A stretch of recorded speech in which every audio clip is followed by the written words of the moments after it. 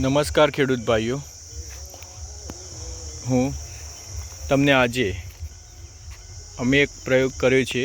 આ ઉનાળાની જે ગરમી ખરી એમાં આપણે કઈ રીતે અને વરસાદ પહેલાંની જે સિઝન ખરી એમાં આપણે પાકને અને જમીનને કઈ રીતે સુરક્ષિત રાખી શકીએ. તો તમે આ ખેતર જોઈ રહ્યા છો, આમાં અમે PMDS કર્યું છે, જેમાં વરસાદ અત્યારે મે મહિનાની 16 તારીખ છે અને તમે જુઓ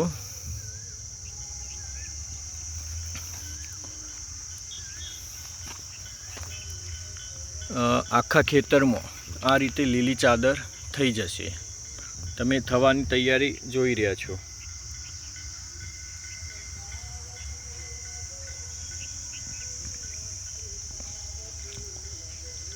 તો હવે આયોજન એ છે, આ મતલબ અમારા વિસ્તારમાં તો અમે પહેલી વાર જ કરી રહ્યા છીએ અને કદાચ ખ્યાલ નથી કોઈને કરી હોય તો આ જે પાળીઓ તમે જોઈ રહ્યા છો એ જ પાળીઓમાં અમે કપાસનું વાવેતર કરવાના છીએ. એટલે પહેલાંથી તમે જુઓ કે આ એક પાળીઓ 4.5 ફૂટની તૈયાર છે, 4.5 ફૂટની.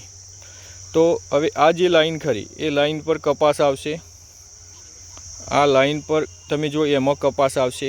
દરેક લાઈન જે તમને દેખાઈ રહી છે એ દરેક લાઈન પર કપાસ આવવાના છે અને 1.5 ફૂટના અંતરે આપણે કપાસનું બિયારણ મૂકી દેવામાં આવશે.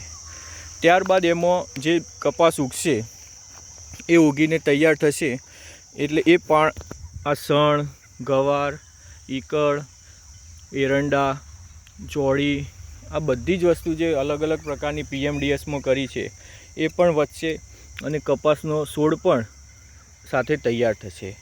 કપાસના છોડને શરૂઆતમાં જે પાણીની જરૂરિયાત હોય છે એ પાણીની જે 3-4 પિયતની જરૂરિયાત હોય છે એ 3-4 પિયત આપવા નહીં પડે અને એક જ કે 2 પાળમાં અમારો કપાસ 1 ફૂટ 1.5 ફૂટનો તૈયાર થઈ જશે. એટલે આમાંથી આ વરસાદ પહેલાં મેં જે વાવેતર કર્યું છે આ વાવેતરના લગભગ અમારા દિવસો થયા છીએ. આજે 15મો દિવસ છે અને તમે સણ બધું જ એકદમ રેડી તૈયાર થઈ ગયું છે. આ રીતે અમે કપાસનું વાવેતર કરશું. ત્યાર પછી આ વચ્ચેની જે જગ્યા ખરી એમાં મિની રોટાવેટર મળી જશે તો અમે એનાથી સાફ કરાવી દઈશું. નહીં મળે તો અમે એને કાપીને આચ્છાદન કરી દઈશું. એટલે જમીન ઉપર એક લીલી ચાદર થઈ જશે અને જમીનને કવર થઈ જશે અને કપાસનો સોઠો કરો એ કપાસનો સોટો તૈયાર થશે.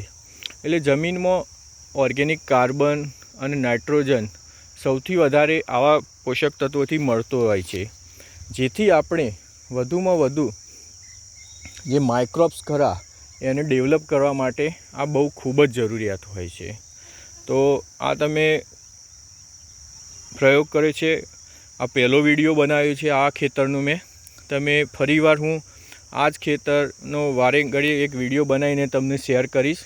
તમે પણ જુઓ કે કેવી રીતે આ થઈ શકે છે. બધું જ શક્ય છે જો આપણે જો કરી શકતા હોય તો, પણ થોડી મુશ્કેલી પણ હોય, થોડો સહયોગ પણ મળતો રહેતો હોય છે. તો આપણે ખાસ કરીને આ ખેતરમાં જે કપાસનું વાવેતર થશે એ વખતે હું તમને એક વિડીયો બતાવીશ. તો ખેડૂત ભાઈઓ, તમે પણ આવી પ્રવૃત્તિઓ કરતા રહો અને તમે કંઈ કર્યું હોય તો કોમેન્ટમાં અમને કરીને જણાવો. આભાર, ધન્યવાદ.